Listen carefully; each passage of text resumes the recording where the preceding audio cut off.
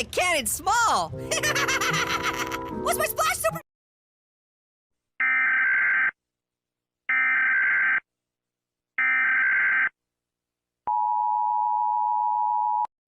The National Weather Service in Chicago has issued a severe thunderstorm warning for Cook County in Illinois, Putnam County in Illinois, around 3:45 p.m. through 6:23 p.m. National Weather Service Doppler radar indicated a severe thunderstorm capable of high gusts at 34 miles per hour. Hazard: high wind gusts. Source: radar indicated.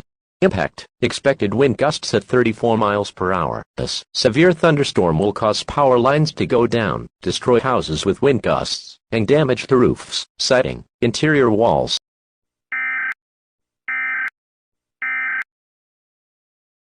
Okay, so maybe we shouldn't be swimming in mystery goo. Stop being such a party poop hair!